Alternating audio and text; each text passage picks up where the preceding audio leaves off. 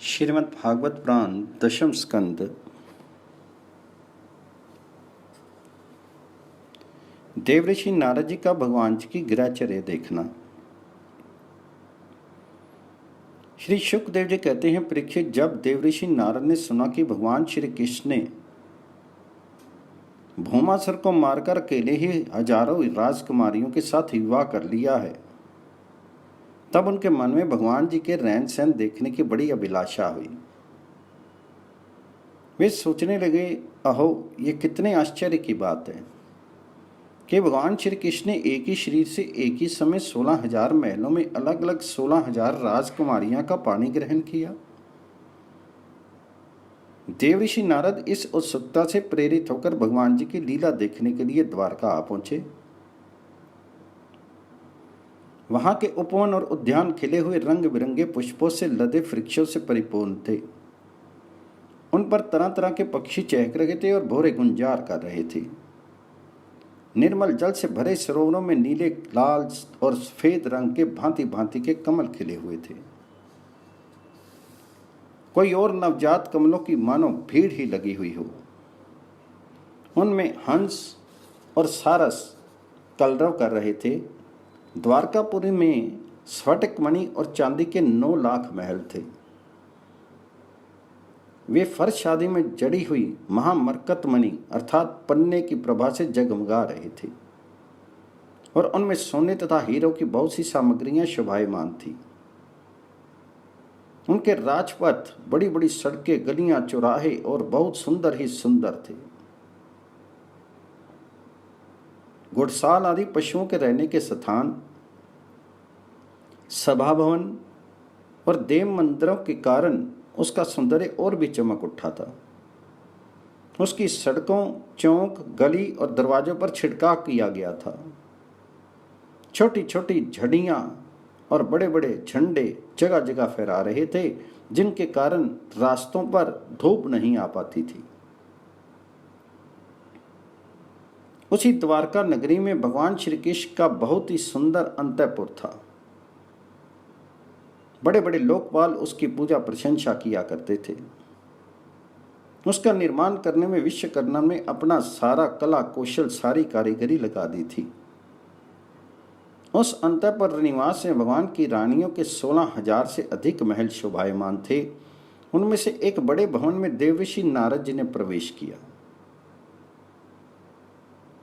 उस महल में मूंगों के खंभे, वैद्युर के उत्तम उत्तम छज्जे तथा इंद्रनील मणि की दीवारें जगमगा रही थी और वहां की गच्चे भी ऐसी इंद्रनील मणियों से बनी हुई थी जिनकी चमक किसी प्रकार कम नहीं होती थी।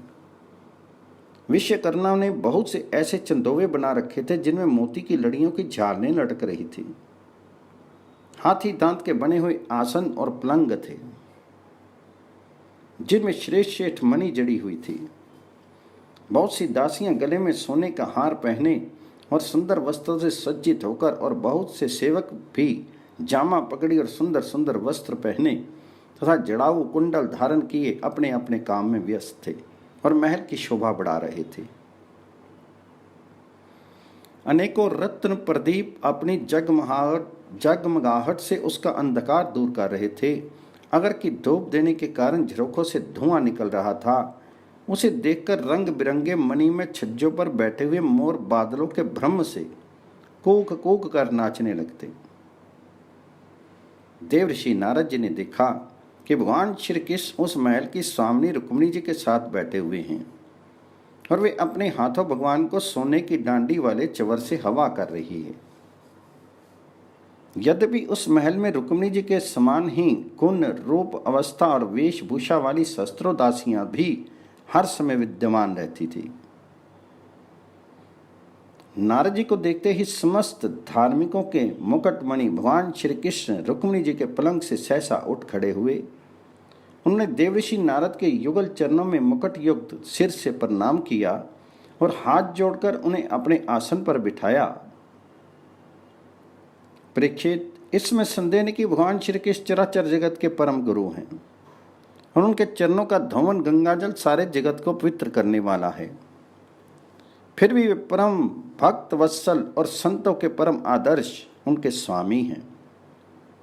उनका एक असाधारण नाम ब्रह्मण्य देव भी है। वे ब्राह्मणों को ही अपना आराध्य देव मानते हैं। उनका ये नाम उनके गुण के अनुरूप एवं उचित ही है। तभी तो भगवान श्री कृष्ण ने स्वयं ही नारद जी के पांव पखारे और उनका चरणामृत अपने सिर पर धारण किया। नर शिरोमणि नर के सखा सर्वदर्शी पुराण पुरुष भगवान नारायण ने शास्त्रोक्त विधि से देव ऋषि शिरोमणि भगवान नारद की पूजा की। इसके बाद अमृत से भी मीठे किंतु थोड़े शब्दों में उनका स्वागत सत्कार किया और फिर कहा, प्रभु आप तो स्वयं समग्र ज्ञान वैराग्य धर्म यश श्री और ऐश्वर्य से पूर्ण हैं। आपकी हम क्या सेवा करें? देव ऋषि नारद ने कहा, भगवान आप समस्त लोगों के एकमात्र स्वामी हैं। आपके लिए ये कोई नई बात नहीं है कि आप अपने भक्तजनों से प्रेम करते हैं और दुष्टों को दंड देते हैं। परम यशस्वी प्रभु, आपने जगत की स्थिति और रक्षा के द्वारा समस्त जीवों का कल्याण करने के लिए स्वेच्छा से अवतार ग्रहण किया है। भगवान ये बात हम भली भांति जानते हैं। ये बड़े सौभाग्य की बात है कि आज मुझे आपके चरण कमलों के दर्शन हुए हैं। आपके ये चरण कमल संपूर्ण जनता को परम साम्य मोक्ष देने में समर्थ हैं, जिनके ज्ञान की कोई सीमा ही नहीं है। वे ब्रह्मा शंकर आदि सदा सर्वदा अपने हृदय में उनका चिंतन करते रहते हैं। वास्तव में वे श्री चरण ही संसार रूप कुएं में गिरे हुए लोगों को बाहर निकालने के लिए अवलंबन हैं। आप ऐसी कृपा कीजिए कि आपके उन चरण कमलों की स्मृति सदा बनी रहे और मैं चाहे जहां जैसे रहूं उनके ध्यान में तन में रहूं। परीक्षित, इसके बाद देवऋषि नारद जी योगेश्वरों के भी ईश्वर भगवान श्री कृष्ण की योग माया का रहस्य जानने के लिए उनकी दूसरी पत्नी के महल में गए। वहां उन्होंने देखा कि भगवान श्री कृष्ण अपनी प्राण प्रिया और उद्धव जी के साथ चौसर खेल रहे हैं। वहां भी भगवान जी ने खड़े होकर उनका स्वागत किया, आसन पर बिठाया और विविध सामग्रियों द्वारा बड़ी भक्ति से उनकी अर्चा पूजा की। इसके बाद भगवान जी ने नारद जी से अनजान की तरह पूछा, आप यहाँ कब पधारे? आप तो परिपूर्ण आत्माराम आप्तकाम हैं और हम लोग हैं अपूर्ण। ऐसी अवस्था में भला हम आपकी क्या सेवा कर सकते हैं? फिर भी ब्रह्म स्वरूप नारद जी, आप कुछ ना कुछ आज्ञा अवश्य कीजिए और हमें सेवा का अवसर देकर हमारा जन्म सफल कीजिए। नारद जी ये सब देख सुनकर चकित और विस्मित हो रहे थे। वे वहां से उठकर चुपचाप दूसरे महल में चले गए। उस महल में भी देवऋषि नारद ने देखा कि भगवान श्री कृष्ण अपने नन्हे नन्हे बच्चों को दुलार रहे हैं। वहां से फिर दूसरे महल में गए तो क्या देखते हैं कि भगवान श्री कृष्ण स्नान की तैयारी कर रहे हैं। इसी प्रकार देवऋषि नारद ने विभिन्न महलों में भगवान जी को भिन्न भिन्न कार्य करते देखा। कहीं वे यज्ञ कुंडों में हवन कर रहे हैं तो कहीं पंच महायज्ञों से देवता आदि की आराधना कर रहे हैं, कहीं ब्राह्मणों को भोजन करा रहे हैं तो कहीं यज्ञ का अवशेष स्वयं भोजन कर रहे हैं, कहीं संध्या कर रहे हैं तो कहीं मौन होकर गायत्री का जप कर रहे हैं, कहीं हाथों में ढाल तलवार लेकर उनको चलाने के पैंतरे बदल रहे हैं, कहीं घोड़े हाथी अथवा रथ पर सवार होकर श्री कृष्ण विचरण कर रहे हैं, कहीं पलंग पर सो रहे हैं तो कहीं बंदी जनों की स्तुति कर रहे हैं, किसी महल में उद्धव आदि मंत्रियों के साथ किसी गंभीर विषय पर परामर्श कर रहे हैं तो कहीं उत्तम उत्तम वरांगनाओं से घेरकर जल क्रीड़ा कर रहे हैं, कहीं श्रेष्ठ ब्राह्मणों को वस्त्र आभूषण से सज्जित गौओं का दान कर रहे हैं तो कहीं मंगल में इतिहास पुराणों का श्रवण कर रहे हैं, कहीं किसी पत्नी के महल में अपनी प्राण प्रिया के साथ हास्य विनोद की बातें करके हंस रहे हैं, कहीं धर्म का सेवन कर रहे हैं, कहीं अर्थ का सेवन कर रहे हैं, धन संग्रह और धन वृद्धि के कार्य में लगे हुए हैं तो कहीं धर्म अनुकूल ग्रस्तोचित विषयों का उपभोग कर रहे हैं, कहीं एकांत में बैठकर प्रकृति से अतीत प्राण पुरुष का ध्यान कर रहे हैं तो कहीं गुरुजनों को इच्छित भोग सामग्री समर्पित करके उनकी सेवा शुरुआ कर रहे हैं।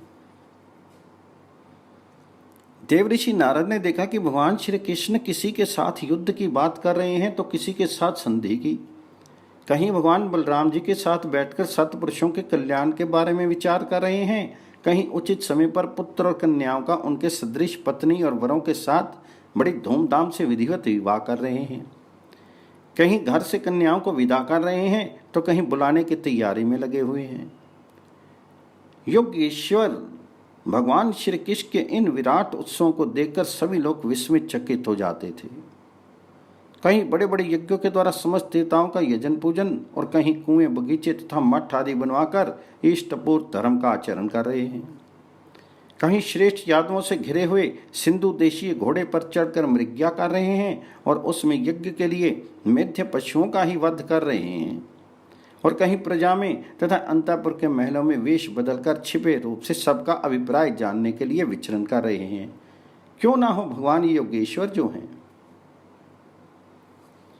परीक्षित, इस प्रकार मनुष्य किसी लीला करते हुए ऋषिकेश भगवान श्री कृष्ण की योग माया का वैभव देखकर देवऋषि नारद ने मुस्कुराते हुए उनसे कहा, योगेश्वर आत्मदेव, आपकी योग माया ब्रह्मा जी आदि बड़े बड़े मायावियों के लिए भी अगम्य है, परंतु हम आपकी योग माया का रहस्य जानते हैं, क्योंकि आपके चरण कमलों की सेवा करने से वह स्वयं ही हमारे सामने प्रकट हो गई है।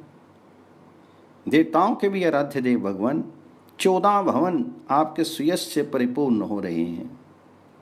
आप मुझे आज्ञा दीजिए, मैं आपकी त्रिभुवन पावनी लीला का गान करता हुआ उन लोगों में विचरण करूं। भगवान श्री कृष्ण ने कहा, देवऋषि नारद जी, मैं ही धर्म का उपदेशक, पालन करने वाला और उसका अनुष्ठान करने वालों का अनुमोदन करता भी हूं। इसलिए संसार को धर्म की शिक्षा देने के उद्देश्य से ही मैं इस प्रकार धर्म का आचरण करता हूं। मेरे प्यारे पुत्र, तुम मेरी ये योग माया देखकर मोहित मत होना। श्री शुकदेव जी कहते हैं, इस प्रकार भगवान श्री कृष्ण ग्रस्तों को पवित्र करने वाले श्रेष्ठ धर्मों का आचरण कर रहे थे। यद्यपि वे एक ही हैं, फिर भी देव ऋषि नारद जी ने उनको उनकी प्रत्येक पत्नी के महल में अलग अलग देखा। भगवान श्री कृष्ण की शक्ति अनंत है। उनकी योग माया का परम ऐश्वर्य बार बार देखकर देव ऋषि नारद के विस्मय और कौतूहल की सीमा नहीं रही। द्वारका में भगवान श्री कृष्ण ग्रस्त की भांति ऐसा आचरण करते थे मानो धर्म, अर्थ और काम रूप पुरुषार्थों में उनकी बड़ी श्रद्धा हो। उन्होंने देवऋषि नारद का बहुत सम्मान किया। वे अत्यंत प्रसन्न होकर भगवान जी का स्मरण करते हुए वहां से चले गए। राजन, भगवान नारायण सारे जगत के कल्याण के लिए अपनी अचिंत्य महाशक्ति योग माया को स्वीकार करते हैं और इस प्रकार मनुष्यों की सी लीला करते हैं। द्वारकापुरी में 16,000 से भी अधिक पत्नियां अपनी सलज्ज एवं प्रेम भरी चितवन तथा मंद मंद मुस्कान से उनकी सेवा करती थी और वे उनके साथ विहार करते थे। भगवान श्री कृष्ण जो लीलाएं की हैं उन्हें दूसरा कोई नहीं कर सकता। परीक्षित, वे विश्व की उत्पत्ति, स्थिति और प्रलय के परम कारण हैं। जो उनकी लीलाओं का गान श्रवण करने वालों का अनुमोदन करता है, उसे मोक्ष के मार्ग स्वरूप भगवान श्री कृष्ण के चरणों में परम प्रेम में भक्ति प्राप्त हो जाती है।